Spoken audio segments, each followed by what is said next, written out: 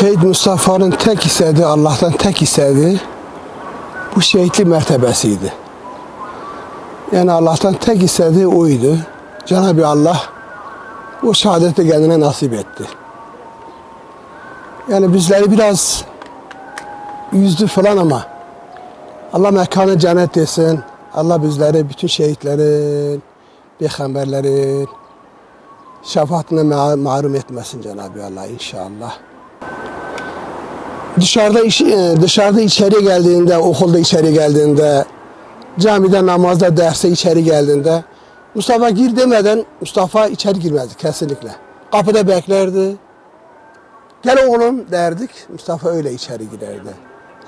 Hoş geldin, Allah razı olsun baba derdi. İçeri geçerdi, otururdu.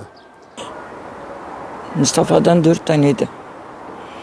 Mustafa'yı hocalara, ziyaretlere, elin asbaplarını giydirdim dedim. 7 sene dedim, Allah'ım dedim benim kucağımda kalsın. 7 sene dedim ben elin asbaplarını giydiririm dedim. Banyosunu yapmam dedim. Yeter ki kucağımda kalsın büyüyene kadar dedim. Oldu ki Cenab-ı Allah'ım onu kucağımda okudu. Sünnetliydi, kendine mevlid okuduk. Bunu ne bileyim tek yalnız biz değil, herkes kucağımda derdi ki ne? Acı bir kere oğlumdu, ciğerimdi. Bana öyle bir sevinirlerdi ki ne kucağımda kaldığı için. Ben getirdim, büyüttüm. Kendini Kur'an'a gönderdim. Dedim Kur'an'ı öğrensin. Kur'an'a gitti, ondan sonra büyüdü. Dedi ana dedi, ben dedi, sana dedi artık dedi. Sizi dedi, nasıl bir evlat olurum size dedi. Sen çok acıları gördün dedi, ana dedi, sana bir hayırlı bir evlat olurum dedi. Öyle bir babasına, çocuklarına derdi ana. Anaların duaları çok iyi de babalarınki daha iyi ana derdi. Öyle ki saygılıydı. Ondan sonra çocuğum Ömer doğdu. Dedi ana ben yalnız kalmadım, bak bir kardeşim oldu. Kendini Allah götürdü, Ömer'i yalnız bıraktı. Allah hamdü seneler olsun. Binlerce ben yani eğer Allah etmez, kötü yolda geçseydi ben ne diyecektim?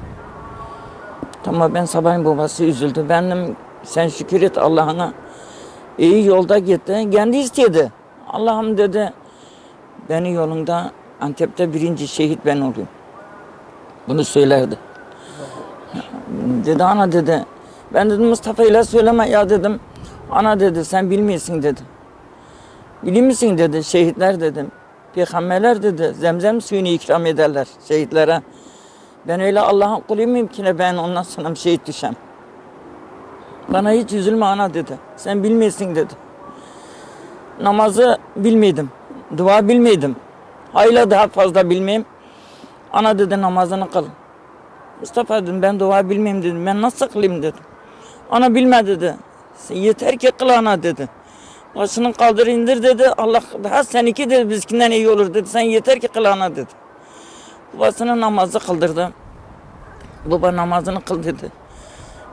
Ya şimdi bak ana baba yani evladına yani örgedi yani söylüyor. O bize yani namazı kıldırdı. Öyle bir evlattı bilmem nasıl bir evlattı. Bir adam ayağı içeride bir dışarıda dinlenirdi. Şimdi evlat öyleydi. Babası hoş geldin Mustafa demeyene kadar içeri gelmezdi. Okuldan gelirdi. Kitabını yere ana kurban ana derdi. Ben camiye gideyim çocukları okudum. Geç kaldım ana derdi. Giderdi ondan sonra bir gün arkadaşın anası dedi ki ne? Sen niye dedi ondan sonra yanlış yedin. Benim yok dedim. Ben Allah'tan korkayım dedim. Benim oğlum gitsin dedim. Kur'an dedim Allah'ın şeyidir dedim. Ben yok diyemem dedim. Gitsin dedim. Bunu çocukları çok severdi. Başını sıvardı. Derdi ki ne ana peygamberimiz derdi başlarını çocukların başlarını sıvarsa çok sevinirler çocuklarsa ben öyle bir yanı çok yanı iyi olur ana derdi.